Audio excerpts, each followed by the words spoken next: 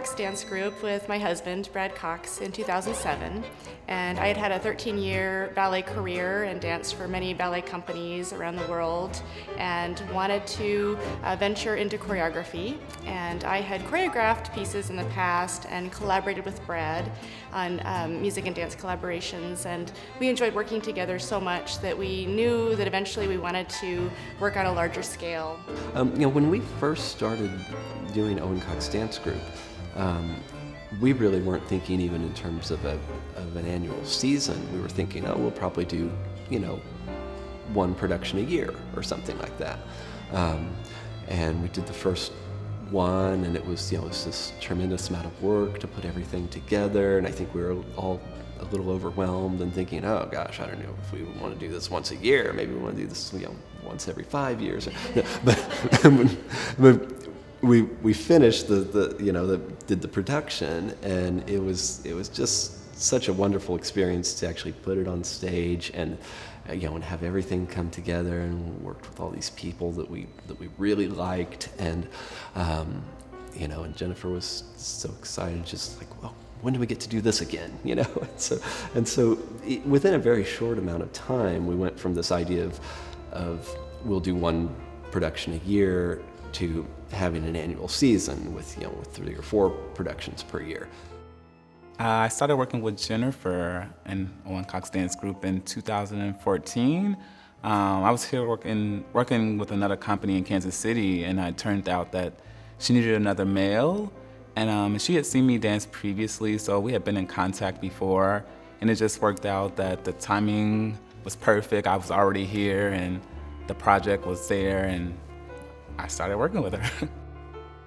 I had been trying to get into Owen Cox Dance Group for the longest time, and I would send Jen emails and say, hey, I'm in town, or do you have any availability for me, or are there openings, do you need an extra girl? And it took a couple of years, but then one season she was short on dancers, and she wrote to me and said, hey, I'm looking for dancers. Would you be interested? And I said, absolutely. I started with Jen in 2009. My first show was The Adventures of Lewis and Carol, but it was my first season with Kansas City Ballet, and she asked me to be part of that show.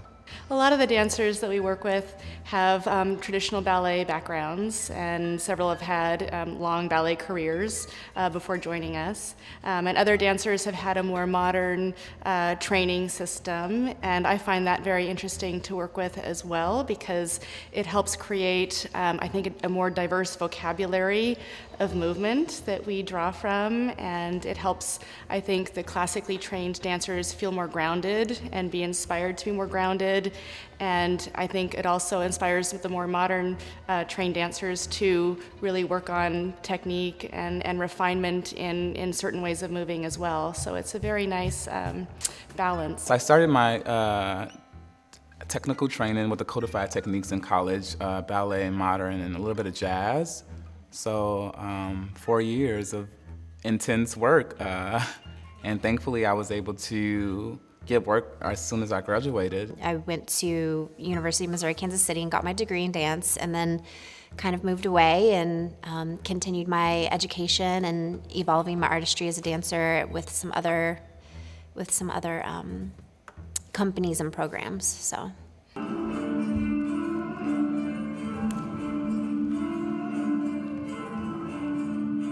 My mom started me, and I guess my sister was taking dance classes, and so it was probably easier to just put us both in. I was being brought there anyway, so instead of sitting around, I was started with tap, and then I did jazz the following year, and then they said they would give me a scholarship if I did ballet. So she was like, "You're doing ballet." So that's how it happened, and then you just kind of stick with it. Well, I started dancing when I was about 15. Okay, let me see how I want to tell this story. I first started dancing in a mirror. I would watch music videos. I'll never forget, it was a Nelly video to Drop Down and Get Your Eagle On. and I would like do it in the mirror, and I was like, oh my God, I'm like kind of good, and it felt good. So I would always dance on my own privately, but in high school we could either take gym or recreational dance. So I decided to take recreational dance more so because I had a crush on this one guy that was in the class, and I was like, okay, I might as well do two things at once.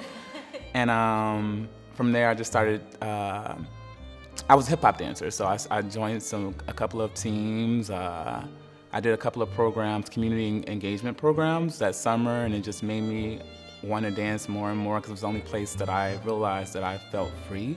I think by default, every child is put into dance class by their parents. So at the age of 3, my mother put me into creative movement, and it didn't really stick with me because I was really big in sports as well, having a younger brother.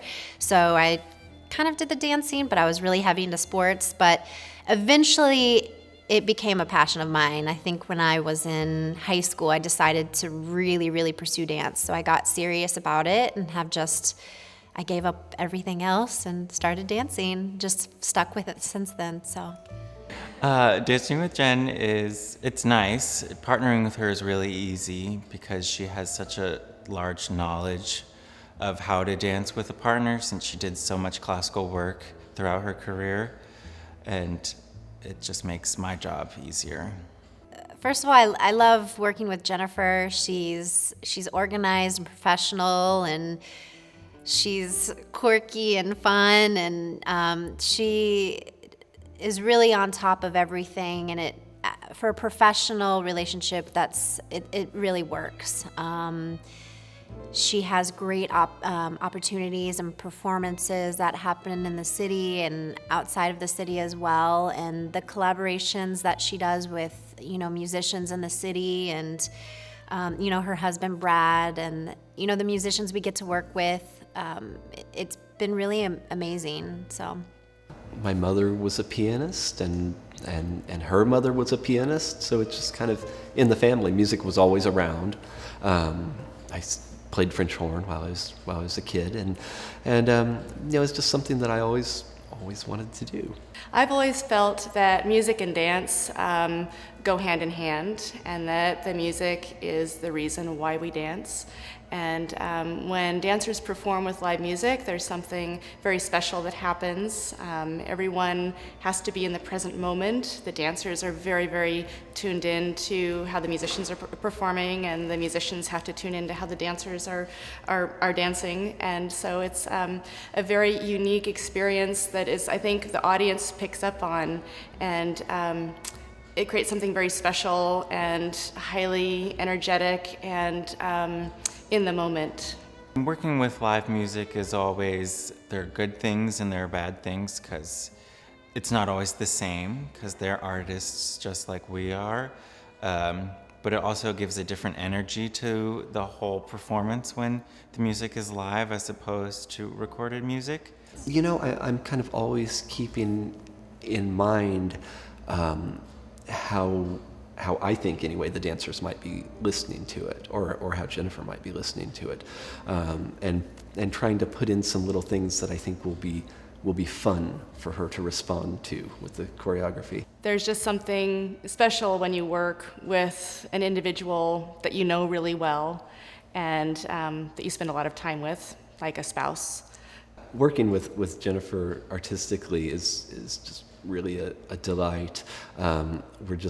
We feel very very connected with one another in terms of what the other person is likely to want or wants to do.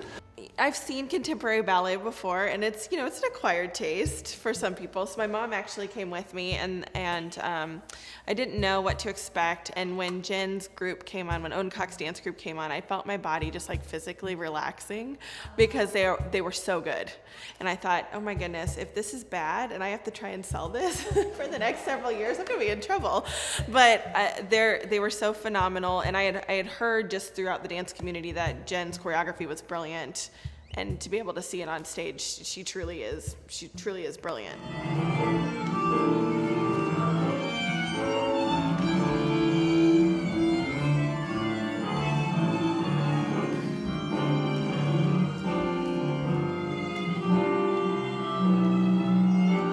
of the things that attracted me was Jen when I came in to interview to meet with Jen, and just being able to work with her, even in the short amount of time, I can just tell that she's such a creative mind, and it's amazing in that she has this ability to envision crazy things that the normal person walking down the street would never be able to envision, and she can hear a piece of music and automatically envision this crazy world.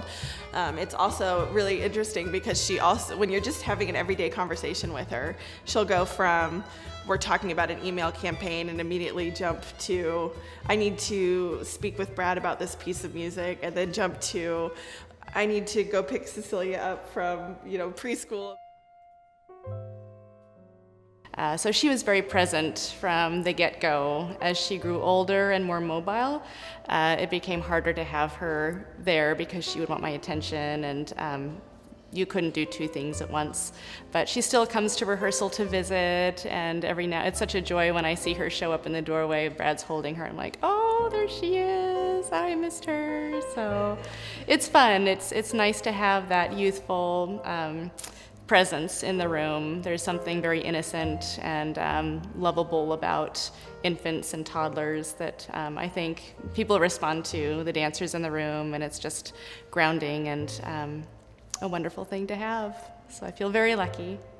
Yeah. I've been very fortunate to work with some wonderful dancers over the years, and I love working with dancers that bring something of themselves to the process and to performances.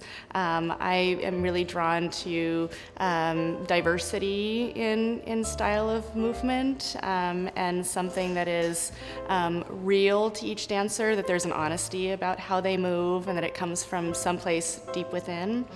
And I like to be inspired by that as I work on choreography and try to personalize the movement for the dancers so that they feel connected with the movement. When someone's choreographing, the dances are clay, in a way. We're allowing ourselves to be molded. But because we're human, like actual humans with emotions, with thoughts, with different ways of expressing those thoughts, it's really beautiful to work with someone who's willing to mold and be molded inside of that process, which allows both of us to grow. So I appreciate the fact that Jennifer allows me to express myself, allows me to define who I am more and build. So yes, it's a very collaborative process here. She doesn't always just come in and tell you like how to do every single thing. She lets you kind of play with her movement a little bit, and then she'll give you direction towards the way she would like it done. Well, I hope that the dance is honest, that there's something of each individual that is brought through in their interpretation of the movement. Of course, I hope that when I present movement in my choreography, that it's honest from my personal expression and what I want to share with the viewer, but then also that the performer takes ownership of it as well, and it becomes more meaningful, I think, on the whole, in how it's presented and how it translates to the audience.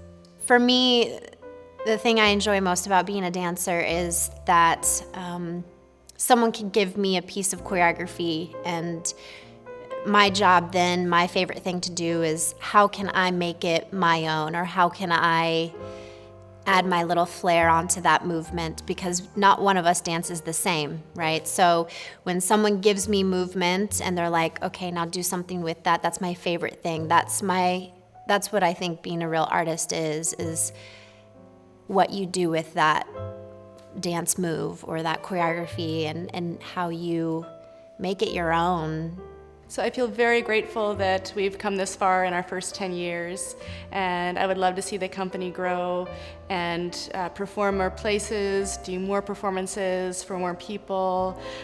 We just came back from our first tour to the East Coast, and it was wonderful to perform with other companies and meet with other directors and talk about how they do things and get new ideas. The host company that invited us to Rhode Island recently came back from Kazakhstan, and so I would love for us to have performances in far-off countries and bring our art to audiences as far off and as close to home as possible.